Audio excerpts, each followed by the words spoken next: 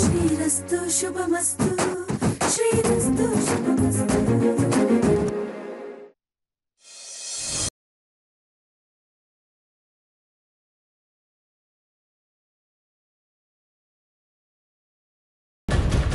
ನೀನಾಗಲೇ ಭಾವನ ಜೊತೆ ಹೊರಡ್ಬೇಕಿತ್ತು ಕಣೆ. ಭಾವನ್ಗಿಂತ ಹೆಚ್ಚ ನಿನಗೆ ಪರದೇಸಿ ಹೆಂಗ್ಸು. ಮಧುಮಿತಾ ಅವ್ರಿಗೆ ಎಚ್ಚರ ಆದ್ಮೇಲೆ ಅವ್ರು ಪೊಲೀಸ್ ಕಂಪ್ಲೇಂಟ್ ಕೊಡಲ್ಲ ಅನ್ನೋದು ಏನು ಗ್ಯಾರಂಟಿ? ಆಗ್ಲಿಂದ ಹಾಕಿದ ಕ್ಯಾಸೆಟ್ನೇ ತಿರುಗಿಸಿ ಹಾಕ್ಬೇಡ ನೀನು. ಕಂಪ್ಲೇಂಟ್ ಕೊಟ್ರೆ ಕೊಡ್ಲಿ ಬಿಡು, ಯಾರು ತಗ್ಲಾಕೊಳ್ಳೋದು? ನಿಮ್ಮ ಮಾವ ತಾನೆ. ನಿನ್ನೆ ಮೊನ್ನೆ ಬಂದಿರೋರ್ಗೋಸ್ಕರ ನೀನ್ ಯಾಕೆ ನಿನ್ ಸಂಸಾರ ಹಾಳು ಮಾಡ್ಕೋತೀಯ?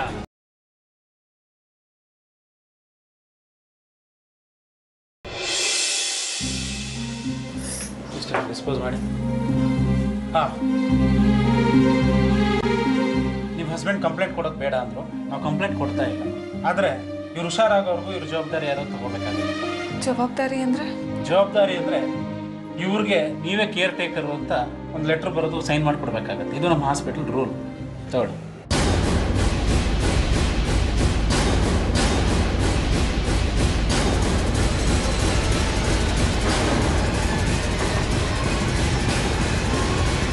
ನೀವು ಒಪ್ಪಲಿಲ್ಲ ಅಂದರೆ ನಾವು ಪೊಲೀಸ್ ಕಂಪ್ಲೇಂಟ್ ಕೊಡಬೇಕಾಗುತ್ತೆ, ಬೇರೆ ದಾರಿ ಇಲ್ಲ.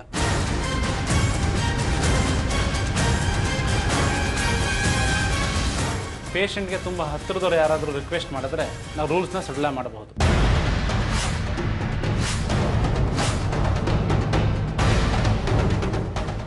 ಹೇಳಿ, ಏನು ಮಾಡ್ತೀರಾ?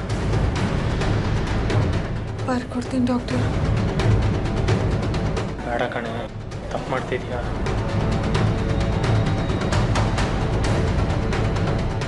ತಗೊಳ್ಳಿ.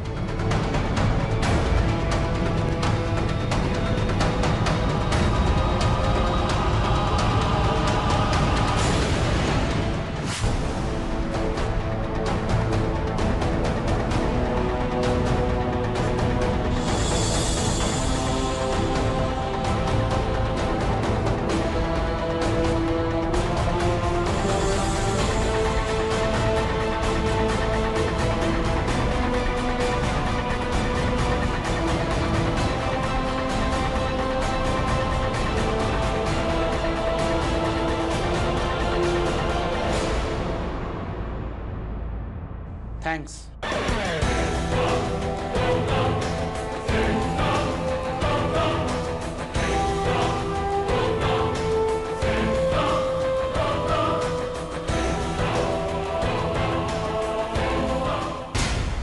ಯಾಕೆ ನಲ್ಲು ನಾನು ಹಾಗೆ ನೋಡ್ತಿದ್ಯಾ? ನಾನೇ ಏನೋ ಅಂದೆ, ಅದಕ್ಕೆ ನೀನು ಕೋಪ ಮಾಡ್ಕೊಂಡು ತವ್ರಿಗೆ ಹೋಗ್ತಿದ್ಯಾ ಅನ್ನೋ ಥರ.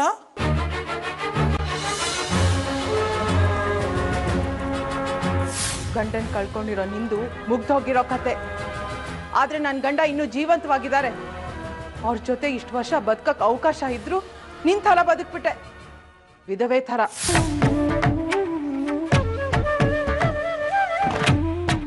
ಅಯ್ಯೋ ದೇವ್ರೆ, ಇಷ್ಟು ಕೆಟ್ಟಾಗಿ ಮಾತಾಡ್ದಿನಲ್ಲೂ ನಾನು.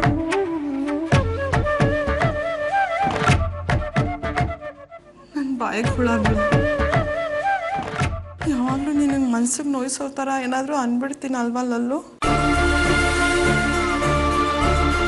ಸಾರಿ ಕಣೆ,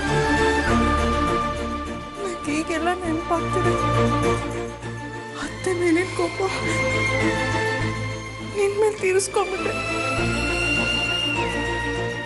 ನಿಂಗೆ ಗೊತ್ತಲ್ವಾ ನಾನು ಎಷ್ಟು ಪೆದ್ದು ಅಂತ? ನನ್ನ ಪೆತ್ತನೆ ಕೋಪ ಮಾಡಿಕೊಂಡು ತವ್ರಿಗೆ ಹೋಗ್ಬೇಡ ಲಲ್ಲು, ಪ್ಲೀಸ್ ಪ್ಲೀಸ್ ಕಣೆ. ಇಲ್ಲಿದ್ದಾದ್ರೂ ಏನೇ ಮಾಡಲಿ, ನಿಂಗೆ ಹೇಳೋರು ಕೇಳೋರು ಯಾರೂ ಇಲ್ಲ ಅನ್ನೋ ಸದ್ರ ಈ ಮನೆಯವ್ರಿಗೆ ಅಂತ ಹೇಳಿದೆ. ನಿಜ ಹೇಳಬೇಕು ಅಂದರೆ ಹೇಳೋರು ಕೇಳೋರು ಯಾರು ಇಲ್ಲದೆ ಇರೋಳು ಯಾರು ಹೇಳು ಈ ಮನೇಲಿ? ನಾನು. ಅಕ್ಕಪಕ್ಕದವರು ನೆಂಟರಿಷ್ಟರು ನನ್ನ ಫಂಕ್ಷನ್ಗೆ ಕರೀತಾರೆ, ಆದರೆ ಅರಿಶಿನ ಕುಂಕುಮಕ್ಕೆ ಯಾರೂ ಕರೆಯಲ್ಲ ಕಡೆ. ಅಷ್ಟು ಸಾಕು ಕಲ್ಲು ನನಗೆ ವಿದ್ವೆ ಅಂತ ನೆನ್ಪಿಟ್ಕೊಳ್ಳೋಕ್ಕೆ. ಬೇರೆಯವ್ರ ಥರ ನೀನು ಪದೇ ಪದೇ ವಿದ್ವೆ ಅಂದರೆ ನನಗೆ ಬೇಜಾರಾಗಲ್ವೇನೆ? ನಿನಗಾದ್ರೆ ನೋವು ಮರೆಯೋಕ್ಕೆ ಮರುವು ಅನ್ನೋದಿದೆ, ನಾನು ಹೇಗೆ ಮರೀಲಿ? ಕ್ಷಮಿಸ್ಬಿಡಿಲ್ಲಲ್ಲ, 啊 ನನ್ನಿಂದ ತುಂಬಾ ದೊಡ್ಡ ತಪ್ಪಾಗೋಗಿದೆ. 啊 ನಾನು ಬೇಕಾದ್ರೆ 2 ಏಟ್ ಹೊಡೆದ್ ಬಿಡಲ್ಲಲ್ಲೋ. ದಯವಿಟ್ಟು ನಮ್ಮನ್ನೆಲ್ಲ ಬಿಟ್ಟು ಅವ್ರಿಗೆ ಹೋಗ್ಬೇಡಿ ಪ್ಲೀಸ್ ಪ್ಲೀಸ್. ಗಂಡನಿಂದ ಒಂಥರ ಜೀವನ ಸಿಗ್ಬೋದು, ಆದ್ರೆ ಗಂಡನೇ ಜೀವನ ಅಲ್ಲ ಅಲ್ವಲ್ಲಂತಕ್ಕ. ಪ್ಲೀಸ್ ಅಕ್ಕ, ನಮ್ಮನ್ನೆಲ್ಲ ಬಿಟ್ಟು ಹೋಗ್ಬೇಡಿ ಪ್ಲೀಸ್. ಹೌದು ಕಣೆಲಲ್ಲ, ಬೇಕಾದ್ರೆ ನಾನು ನಿನ್ ಜೊತೆ ಬರ್ತೀನಿ. 1-2 ದಿನ ಊರಲ್ಲಿದ್ದು ವಾಪಸ್ ಬಂದ್ಬಿಡೋಣ. ನೀನೊಬ್ಳೆ ಮಾತ್ರ ಹೋಗೋಂಗಿಲ್ಲ. ಈಗೇನು ಅತ್ತೆಗೆ ನೋವಾಗೋ ಥರ ಮಾತಾಡ್ದೆ ಅಂತ ತಾನೇ ನಿನಗೆ ಬೇಜಾರು. ಈಗಲೇ ಹೋಗಿ ಅವ್ರ ಕಾಲಕ್ಕೆ ಬಿದ್ದು ಕ್ಷಮೆ ಕೇಳ್ತೀನಿ. ಕೈ ಮುಗಿದು ಕೇಳ್ಕೊತೀನಿ ಕಣೆ. ನಾನು ಮಾಡಿದ ತಪ್ಪಿಗೆ ಈ ಮನೆಯವ್ರಿಗೆಲ್ಲ ಶಿಕ್ಷೆ ಕೊಡ್ಬೇಡ. ನೀನಿಲ್ದೆ ಈ ಫ್ಯಾಮಿಲಿ ಏನು ಇಲ್ವ ಕಣೆ. ಪ್ಲೀಸ್.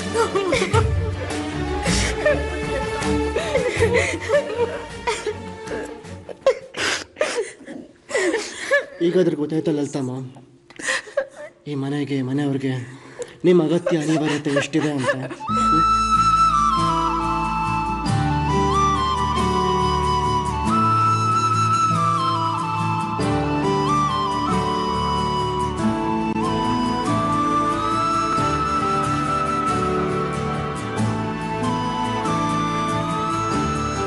ಈಗ ಸೈನ್ ಮಾಡಿರೋದ್ರಿಂದ ಹೇಗೆ ಲಾಕ್ ಆಗಿದೆಯಾ ಗೊತ್ತಾ ನೀನು?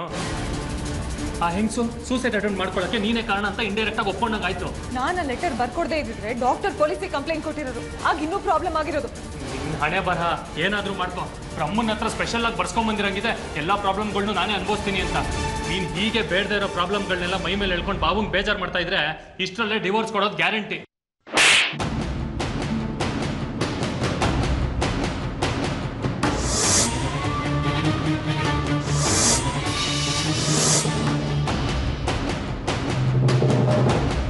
ಇರೋಳೊಬ್ಳು ಅಕ್ಕ, ಅವಳ ಜೀವನ ಚೆನ್ನಾಗಿರ್ಲಿ ಅಂತ ಹೇಳಕ್ ಬಂದ್ರೆ ನನ್ನ ಕಪಾಳಕ್ಕೆ ಹೊಡಿತೀಯ. ಇನ್ನಿಷ್ಟ, ಏನಾದರೂ ಮಾಡ್ಕೊ. ಹೋಗ್ತಾ ಬಾಬಾ ಮನೆಕಿನ ಕೊಡಕ್ಕೆ ಹೇಳಿದ್ರು.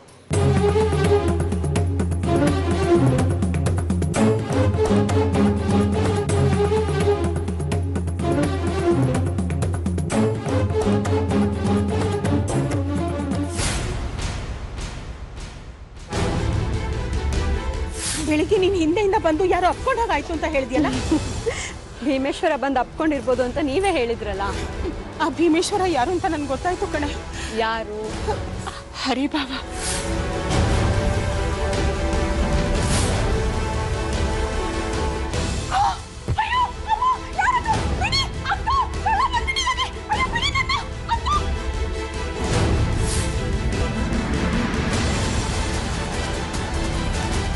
ಗಂಡನ ಪೂಜೆ ಮಾಡಿ ಅವನ ಕೈಲಿ ಕಂಕಣ ಕಟ್ಟಿಸ್ಕೊಳ್ಳಿ ಅಂತ ಶ್ರೀ ಕದ್ದು ಮುಚ್ಚಿ ಹರಿಭಾವನ್ ಕರ್ಕೊಂಡು ಬಂದಿದ್ದ.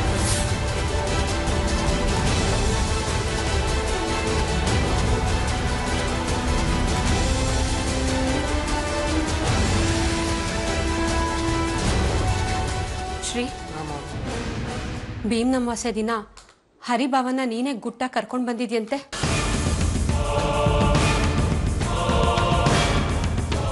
ಭೀಮ್ ಅಮಾವಾಸ್ಯೆ ದಿನ ಅವ್ರನ್ನ ಯಾಕೋ ಮನೆ ಕರ್ಕೊಂಡ್ಬರಕ್ಕೆ ಹೋದೆ? ಕಲಾಮಗೋಸ್ಕರ. ಹರಿಚಿಕ್ಕಪ್ಪನೇ ಮನೆ ಕರೆಸಲಿಲ್ಲ ಅಂದರೆ ನಿಮ್ಮ ಗುರುಬಾವ ಡ್ರಿಂಕ್ಸ್ ಮಾಡ್ಕೊಂಬಂದಿರೋ ವಿಷಯನ ಭೀಮ್ ಅಮಾವಾಸ್ಯೆ ಹಿಂದಿನ ನನ್ನ ಅಜ್ಜಿಗೆ ಹೇಳಕ್ಕೆ ಹೊರಟಿದ್ರು. ನಾನು ಸುಮ್ಮನೆ ಇರಬೇಕು ಅಂದರೆ ಹರಿಚಿಕ್ಕಪ್ಪನ ಭೀಮ್ ಅಮಾವಾಸ್ಯೆಗೆ ಮನೆ ಕರೆಸು ಅಂತ ಕಂಡೀಷನ್ ಹಾಕಿದ್ರು. ಆದ್ರೂ ಕಲಾ ಅಕ್ಕ ಗುರುಬಾಬಾ ಡ್ರಿಂಕ್ಸ್ ಮಾಡ್ಕೊಂಡು ಬಂದಿದ್ದ ವಿಷಯ ಅತ್ತೆಗೆ ಹೇಳ್ಬಿಟ್ರಲ್ಲ. ಮುಂಚೆನೇ ಹೇಳಿದರೆ ಅಮ್ಮ ಗಂಡನ ಪಕ್ಕದಲ್ಲಿ ಕೂತು ಭೀಮ್ ಅಮಾವಾಸ್ಯೆ ಪೂಜೆ ಮಾಡೋಕ್ಕೆ ಆಗ್ತಿರ್ಲಿಲ್ಲ. ಇಷ್ಟು ವರ್ಷ ಭೀಮ್ ಅಮಾವಾಸ್ಯೆ ದಿನ ಗಂಡ ಜೊತೆಗಿಲ್ಲ ಅಂತ ಅಮ್ಮ ಕಣ್ಣೀರು ಹಾಕಿದ್ದಾಳೆ. ಈ ಸಲ ನನ್ನ ಗಂಡ ಜೊತೆಗಿಲ್ಲ ಅಂದರೆ ಕಣ್ಣೀರು ಹಾಕ್ತಾಳೆ. ಈ ಸಲ ಗಂಡ ಪಕ್ಕದಲ್ಲೇ ಇದ್ರು ಸೆಲೆಬ್ರೇಟ್ ಮಾಡೋಕ್ಕೆ ಆಗ್ತಿರ್ಲಿಲ್ಲ. ಛೇ, ಈ ಕಲಾ ಅಕ್ಕನ ಬುದ್ಧಿಗೆ ಏನಾಗಿದೆಯೋ ಏನೋ. ಆ ಮನುಷ್ಯ ಕಲಾ ಅಕ್ಕಂಗೆ ಸರಿ ಹೊಂದಲ್ಲ. ಯಾಕೆ ಈ ರೀತಿ ಹೇಳ್ತಿದ್ದೀರಾ?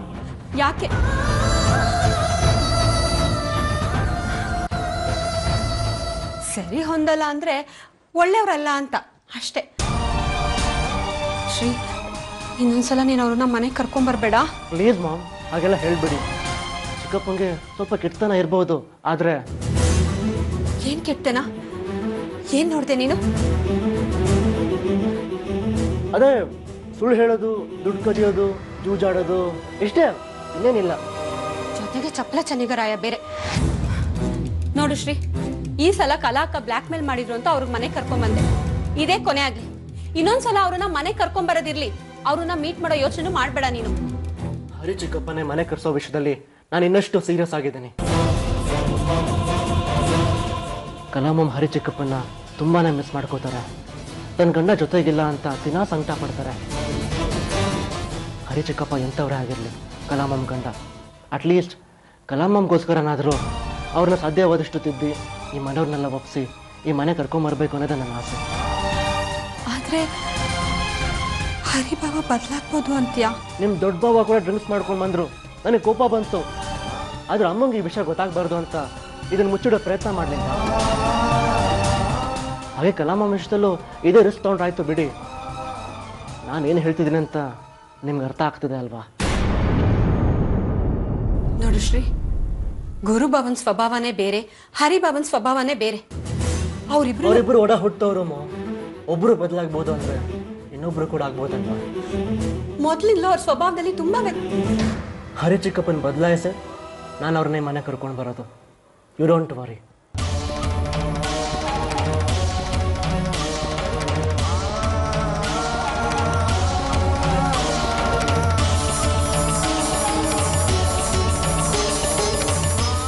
ಕಲಾಕನ್ ಜೀವನ ಸರಿ ಮಾಡೋ ಧಾವಂತದಲ್ಲಿ ಶ್ರೀ ಯಾವ ತಪ್ಪು ನಿರ್ಧಾರ ತಗೊಳ್ತಾ ಇದ್ರೆ ಸಾಕು. ಹರಿಬಾಬಾ ನಿಜವಾಗ್ಲೂ ಬದಲಾಗಿದ್ದಾರಾ ಅಥವಾ ಬದಲಾಗ್ಬೋದಾ?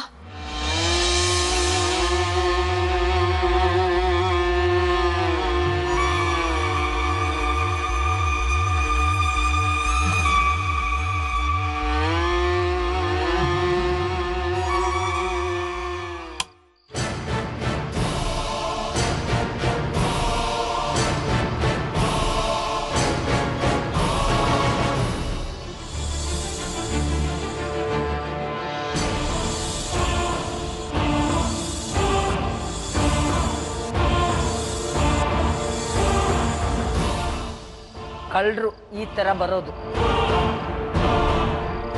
ಈಗ ಹೇಗಿದ್ದಾರೆ ನಿನ್ನ ಫ್ರೆಂಡು?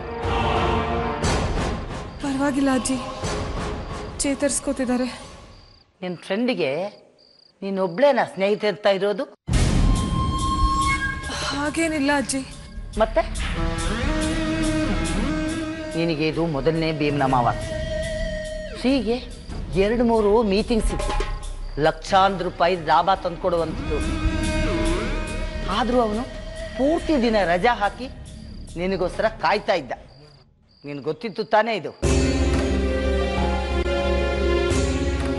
ನೀನು ಆಸ್ಪತ್ರೆಗೆ ಹೋಗಿದ್ದು ತಪ್ಪು ಅಂತ ಹೇಳ್ತಿಲ್ಲ. ಶ್ರೀನು ಜೊತೆಗೆ ಕರ್ಕೊಂಡು ಹೋಗ್ಬೇಕಿತ್ತು. ಗುರು ಎಲ್ಲಿ?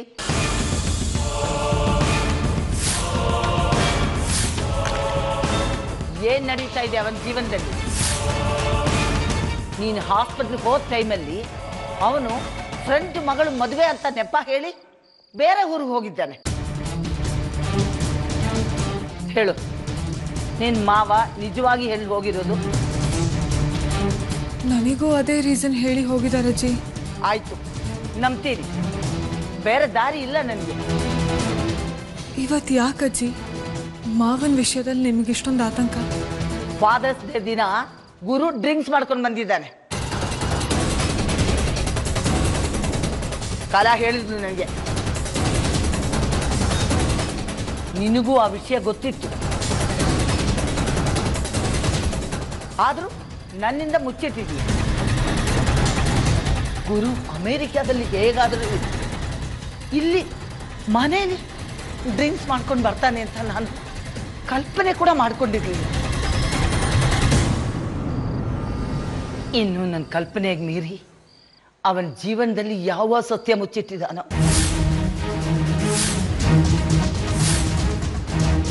ತುಂಬಾ ಭಯ ಆಗ್ತಿದೆ ಜಾನ್ವಿ. ನಿನಗೆ ಆ ಥರದ ಯಾವುದಾದ್ರೂ ಸತ್ಯ ಗೊತ್ತಿದ್ರೆ ಮುಚ್ಚಿರ್ಬೇಡ ನನ್ನಿಂದ.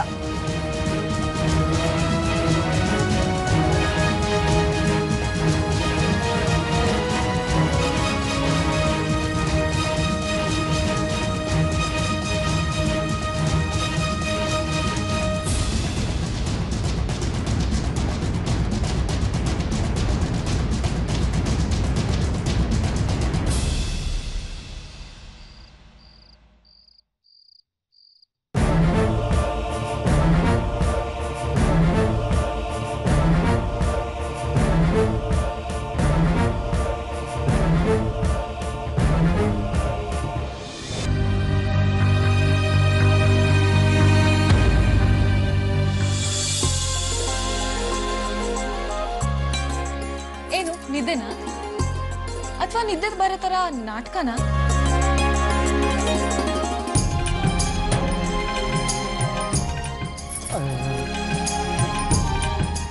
ಏನು ಕೋಪನಾ?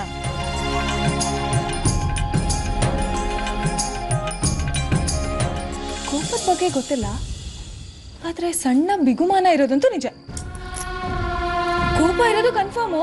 ಇನ್ನೇನು ಜನ ಕೋಪ ಮಾಡ್ಕೊಳ್ದೆ ಡ್ಯಾನ್ಸ್ ಮಾಡೋಕ್ಕಾಗತ್ತಾ? ನಾನು ನಿನಗೋಸ್ಕರ ಆಸ್ಪತ್ರೆಗೆ ಬಂದೆ, ಡಾಕ್ಟರ್ ಹತ್ರ ಮಾತಾಡಿ ಪೊಲೀಸ್ ಕಂಪ್ಲೇಂಟ್ ಕೊಡೋದನ್ನ ತಪ್ಪಿಸ್ತೆ. ಆದ್ರೆ ನೀನು ನಿಮ್ಮ ಫ್ರೆಂಡ್ ಹತ್ರ ಒಂದ್ಸಲ ಮಾತಾಡೋಕ್ಕೂ ಬಿಡಲಿಲ್ಲ. ಹೋಗಿ ಎಲ್ಲ ಸರಿ ಹೋಯ್ತು, ಮನೆಗೆ ಹೋಗೋಣ ಬಾ ಅಂದ್ರೂ ಬರಲಿಲ್ಲ. ನನಗೆ ಸ್ವಲ್ಪ ಕೆಲಸ ಇತ್ತು ಶ್ರೀ. ಏನು ಕೆಲಸ ಜಾನು? ನನಗಿಂತ ನಿನ್ನ ಫ್ರೆಂಡೇ ಇಂಪಾರ್ಟೆಂಟಾ? ಈ ಪ್ರಪಂಚದಲ್ಲಿ ನಿನಗಿಂತ ಬೇರೆ ಯಾರೂ ಇಂಪಾರ್ಟೆಂಟ್ ಅಲ್ಲ ಶ್ರೀ ನನಗೆ. ಯಾಕಮ್ಮ ನನ್ನ ಜೊತೆಗೆ ಮನೆಗೆ ಬರಲಿಲ್ಲ? ತಪ್ಪಲ್ವ ನೀನು ಮಾಡಿದ್ದು? ಹೌದು, ನಂದೇ ತಪ್ಪು, ಸಾರಿ. ಆದ್ರೆ ಪ್ಲೀಸ್ ಈಗ ಕೋಪ ಮಾಡ್ಕೋಬೇಡ. ಹಾಗಾದ್ರೆ ನನಗೆ ಪ್ರಾಮಿಸ್ ಮಾಡು, ಇನ್ಮೇಲೆ ನೀನು ನನ್ನ ಹತ್ರ ಯಾವ ವಿಷಯನೂ ಮುಚ್ಚಿಡಬಾರ್ದು. ಫೋನಲ್ಲಿ ಏನೋ ಗುಸ್ಗುಸು ಅಂತ ಮಾತಾಡೋದು, ಏನು ಅಂತ ಕೇಳಿದಾಗ ಏನಿಲ್ಲ ಅಂತ ಹೇಳೋದು, ಸುಳ್ಳು ಹೇಳೋದು, ಯಾವುದು ಮಾಡಬಾರ್ದು. ಆಯ್ತು. Yeah please promise me. Okay, promise.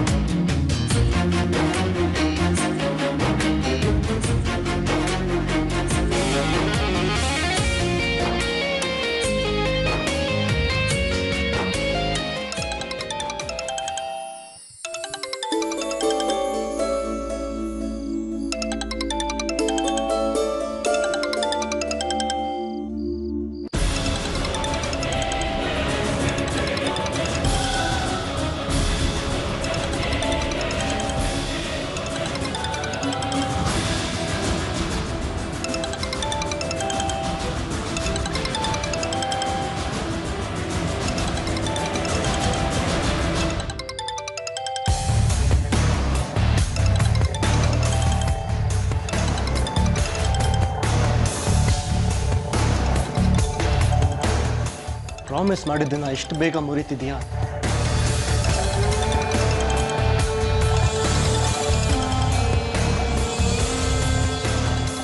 ನನ್ನಿಂದ ಮುಚ್ಚಿಡುವಂಥದ್ದೇನು ಇಲ್ಲ ಅಂದ್ರೆ ಇಲ್ಲೇ ಮಾತಾಡ್ಬೋದಲ್ಲ. ಓಕೆ.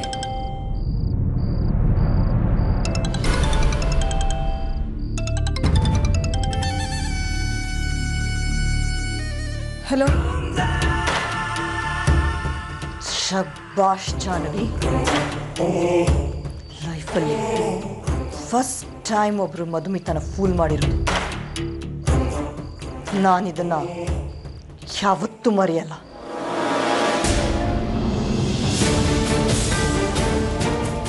ಇಲ್ಲಿವರೆಗೂ ನನ್ನ ಗುರುನ ನನ್ನ ಜೊತೆ ಕರ್ಕೊಂಡು ಹೋಗೋದೇ ನನ್ನ ಗುರಿಯಾಗಿತ್ತು. ಆದರೆ ಇವತ್ತಿಂದ, ಈ ಕ್ಷಣದಿಂದ ನನ್ನ ನೆಮ್ಮದಿನ ಹಾಳು ಮಾಡೋದೇ ನನ್ನ ಇನ್ನೊಂದು ಗುರಿ ಮಾಡ್ಕೋತೀನಿ.